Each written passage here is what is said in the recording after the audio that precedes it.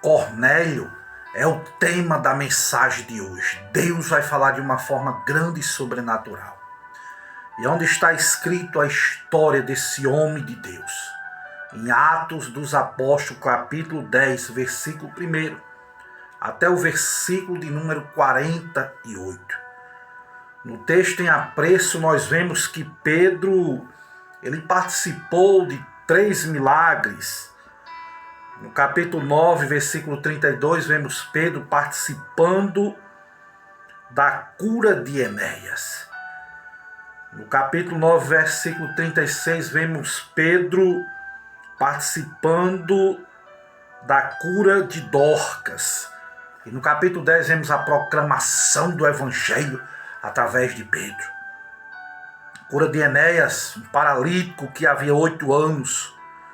Pedro manda Jesus Cristo, através do nome de Jesus Cristo, ele se levantar e arrumar o seu leito. E ele imediatamente se levantou, de maneira ainda mais que na cura do mendigo aleijado, Jesus também aqui chamado para curar esse homem. O nome de Jesus tem poder. No capítulo 9, verso 36, vemos a cura da jovem Dorcas, nessa introdução, antes de entrar em Cornélio. A palavra Dorcas significa Tabita, que é igual a gazela, que era uma mulher notável pela prática das boas obras, das ofertas, das esmolas. Era uma mulher que era integralmente dedicado à beneficência e ajuda do próximo, e ela cuidava principalmente das viúvas. De Jope mandaram buscar Pedro para Lida. E vemos que quando Pedro chega na casa de Dorcas, ele manda todos sair do quarto dela. E diz: Tabita, levanta-te. E ela abriu os olhos e, vendo a Pedro, se sentou. Que diferença, irmãos, fundamental em relação às práticas milagreiras de cunho ocultista. Aqui não são sussurradas fórmulas mágicas, não se cria nenhum nome misterioso, não se realiza estranhas benzeduras, não. Emite-se apenas uma ordem: Tabita, levanta-te. E espera-se com fé em Deus que essa ordem possível seja cumprida pela ação de Deus, e ela se levantou. Pedro permaneceu vários dias em Jope, na casa de um curtidor chamado Simão. Um teólogo por nome de Gonzales afirma que o fato da visão de Pedro acontecer em Jope é relevante, significativo, porque foi ali que Jonas, chamados por Deus para ir até Nínive, tomou um navio em direção oposta. Se lembra de Jonas, o profeta? O verdadeiro nome de Pedro é Simão, filho de Jonas. Mateus 16, versículo 17. E agora esse Simão, o filho de Jonas, como Jonas anterior.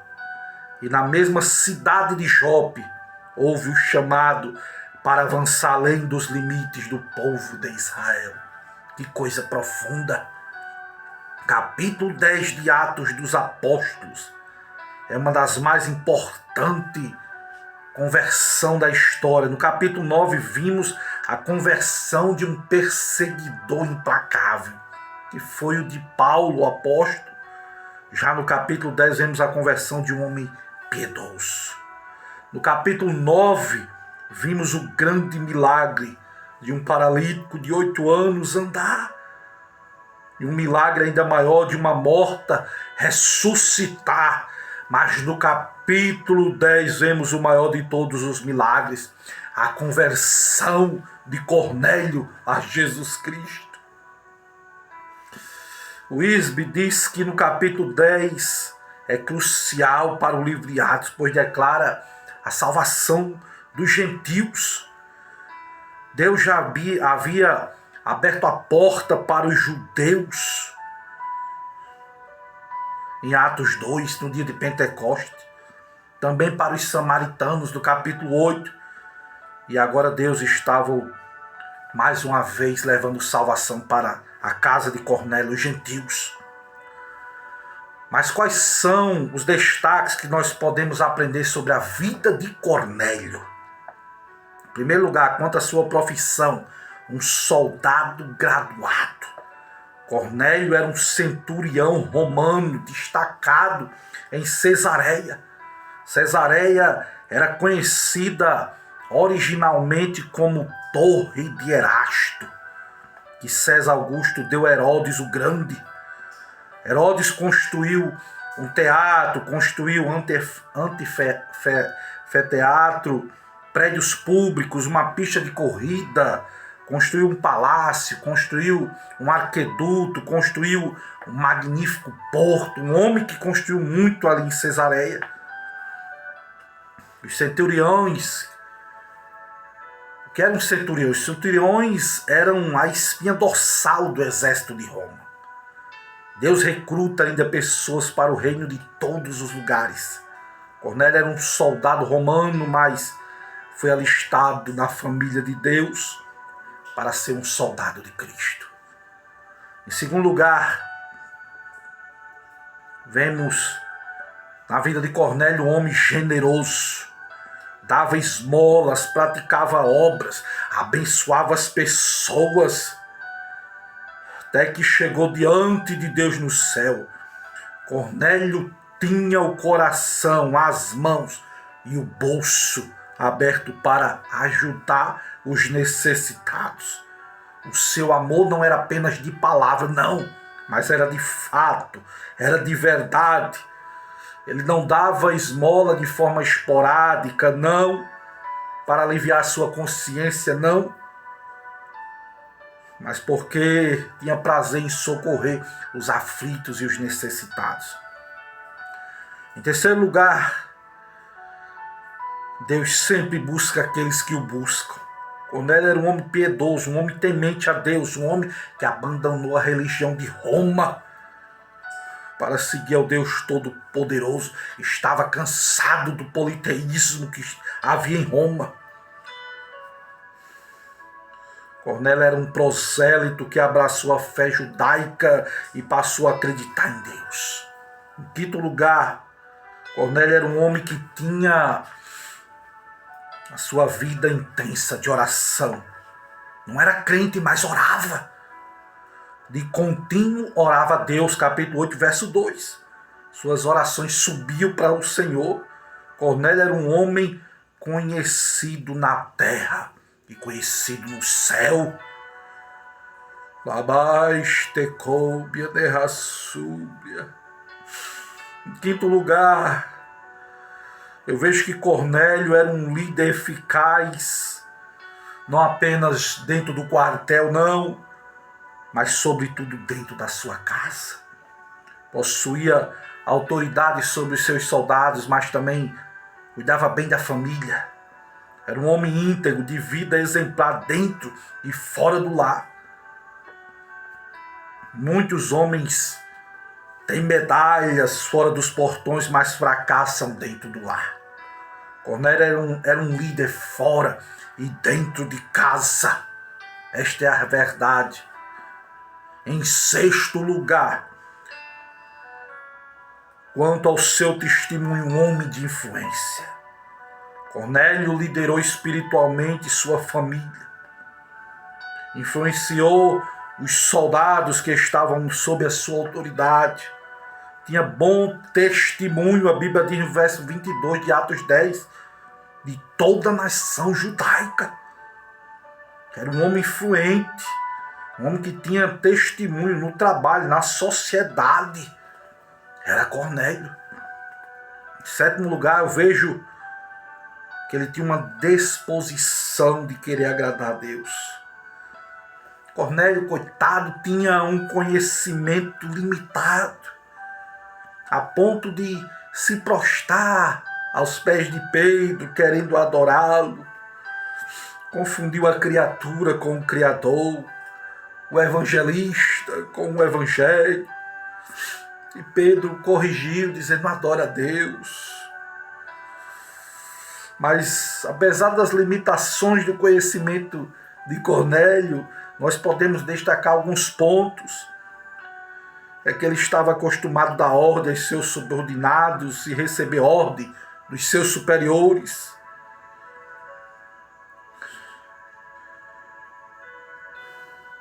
Enviou os seus servos e um soldado piedoso ao encontro de Pedro. Cornélio, em segundo lugar, é sedento para ouvir a palavra de Deus. Cornélio tinha pressa, tinha disposição de ouvir a palavra, estava ansioso, aguardando a chegada de Pedro, preparando-se para receber o evangelho. Em terceiro lugar, Cornélio ansiava levar outras pessoas a conhecer a Jesus. 10, 23 ao 33, Cornélio reuniu os parentes, os amigos íntimos, queria compartilhar com a sua família, os seus amigos, a mensagem recebida. Possuía um espírito evangelístico antes da sua conversão. Vemos isso na vida de Cornélio, para a glória de Deus. Este é Cornélio, no nome santo de Jesus. Cornélio, grande homem de Deus, para a glória do Senhor Jesus Cristo. Agora, a verdade sobre a conversão de Cornélio. Era um soldado graduado, chefe de família, um cidadão abençoado. Tinha sede de Deus, era temente ao Deus, mas ainda não era salvo. Olha só que coisa forte isso, irmãos. Em primeiro lugar, nós vemos que ser religioso sincero não é suficiente para alguém ser salvo. Não. Cornélio era temente a Deus, dava esmola, orava, era um sacerdote do lar, era um influenciador no trabalho, gozava de bom testemunho de toda a nação, mas ainda não conhecia o evangelho. A sinceridade não é suficiente para levar as pessoas ao céu. A teoria de que a religião é boa e de que todos os caminhos levam a Deus está em total desacordo com a passagem bíblica de Cornélio. Cornélio tinha testemunho dentro e fora de casa, mas ainda não era salvo, orava, dava esmola, era respeitado, mas precisava de salvação, precisava do evangelho. É o que nós vemos aqui. Abaixo e Queneberraçúbia. Pedro estava na casa de Simão, curtidor. Que era curtidor? Era aquele que lidava com peles de animais. E todo indivíduo que tocava em um animal morto ficava impuro. Um judeu jamais aceitaria ficar na casa de um curtidor. E lá estava Pedro na casa de Simão, o curtidor. O homem que cuidava de pele de animais. A resistência não foi de Cornélio em ouvir o evangelho. Isso aqui é forte. Mas de Pedro em ir para um gentio, para pregar um gentio, porque Pedro teve uma visão de um grande lençol descendo dos céus, um animal impuros, com a voz dizendo: mata e come. Ele disse: Senhor, jamais. Falando ali que existia uma mistura dos gentios com os judeus, no mesmo lençol, dentro do mesmo Deus. O evangelista da paz não faz distinção entre judeu e gentil, entre homem ou mulher, entre doutor e analfabeto, entre religioso e ateu. O evangelho, meu irmão, quebra muralhas, despedaça os grilhões, rompe os tabus, quebra os preconceitos da religião. Não importa a cor da pele, não importa a sua tradição religiosa, o sobrenome importante da família. O evangelho se destina para todos, para a glória de Deus. Não foi o homem, mas Deus quem removeu a barreira que separava o judeu do gentil. Em terceiro lugar, eu vejo que a evangelização é uma tarefa humana, não dos anjos. O anjo do Senhor falou do céu a Cornélio e deu ordem de Deus, mas não foi ele que pregou o evangelho, não foi o anjo. Cornélio precisou enviar mensageiros para mandar buscar Pedro. Manda buscar Pedro. 50 quilômetros de distância de Cesareia para Jope, para que trouxesse o pregador do evangelho. O método de Deus ainda é a igreja. Aleluia. A mim e a você está essa incumbência de pregar o evangelho de Deus. Conta-se que quando Jesus, não está na Bíblia isso, mas conta-se que Jesus, quando chegou aos céus, após a ressurreição, o anjo lhe perguntou: Senhor, tu completaste a tua obra na terra, morrendo na cruz, ressuscitando dentre os mortos, mas quem vai contar essa boa notícia para o mundo? E Jesus então respondeu: eu deixei na terra 12 homens preparados para esta grande tarefa. E o anjo lhe perguntou: mas Senhor, se eles falharem? E Jesus prontamente respondeu: se eles falharem, eu não tenho outro método. O método de Deus para alcançar o mundo com o evangelho é a igreja.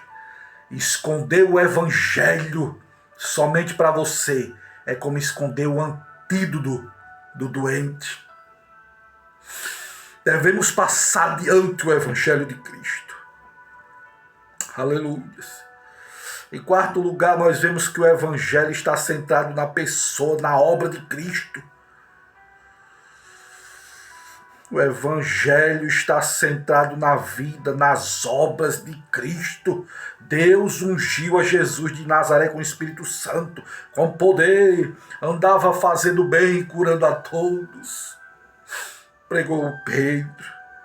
O evangelho está centrado na morte de Cristo, que é a nossa carta de alforria. Ele morreu como nosso substituto. O evangelho está centrado na ressurreição. Foi o que Pedro pegou ali naquela casa. Deus ressuscitou Jesus dentre os mortos. Ele não está na tumba. Pedro pregou que o evangelho está sempre centrado no senhorio de Cristo. Jesus é o Senhor de todos, em Atos 10:36. É o juiz dos vivos e dos mortos, 10:42. Todos comparecerão diante dele para prestar conta. Todo joelho vai se dobrar, toda língua vai confessar que só o Senhor é Deus. O evangelho oferece a remissão de pecados para todo aquele que nele crê. Em 10:43, a remissão e o perdão dos pecados, a salvação, a vida eterna não são alcançados pelas obras, nem pela religião, mas pela fé em Jesus Cristo. O que nele crê não perece, mas tem a vida eterna. Aleluias. Matthew Henry, um grande teólogo, diz que Deus nunca justificou e salvou, nem justificará e salvará um judeu ímpio que viveu, morreu impiamente, mesmo que pertencesse à descendência de Abraão e tivesse todos os privilégios e as vantagens pertinentes à circuncisão. A Bíblia diz que Deus retribuirá indignação e ira, tribulação e angústia sobre toda alma que faz o mal. Em Romanos 2, versículo 3, 8 e 9. Deus nunca, do mesmo modo, Deus nunca vai rejeitar, vai recusar um gentio justo. que mesmo não tendo os privilégios, as vantagens de que os judeus se dispõem, como Cornélio, teme a Deus, o adora, faz o que é justo, Deus nunca vai rejeitar, não. Deus julga os homens pelo coração, não é pela sua nacionalidade, pela sua descendência, não. Em quinto lugar, lembre que aqueles que recebem o Evangelho, recebem o Espírito Santo, devem ser integrados no corpo de Cristo. Jesus diz: quem crê e for batizado será salvo. Cornélio, encerrando, e toda a sua casa foram convertidos, batizados com o Espírito Santo. Receberam também o batismo nas águas, é importante. Um teólogo destaca a liberdade de ação da parte de Deus com respeito a esse magnífico assunto. Nos dias de Pentecoste, a conversão e o batismo foram conduzidos diretamente pelo Espírito Santo. Capítulo 2 de Atos. Capítulo 8 de Atos. Em Samaria, a conversão e o batismo ainda não traz o Espírito Santo. Ele foi dado pela imposição das mãos dos apóstolos, mas aqui na casa de Cornélio, no capítulo 10, Deus concede o Espírito Santo mediante manifestação de poder, antes mesmo do batismo, e sem uma conversão ainda expressa. Que coisa gloriosa. E a pergunta que fica é: e você? Já creu em Jesus? Já recebeu o Espírito Santo? Já decidiu tornar-se membro do corpo de Cristo, da igreja? Fazendo sua profissão de fé, sendo batizado? Vá a uma igreja, entrega os teus caminhos para o Senhor e Ele vai fazer maravilhas na tua vida. Que Deus te abençoe em nome de Jesus. Amém.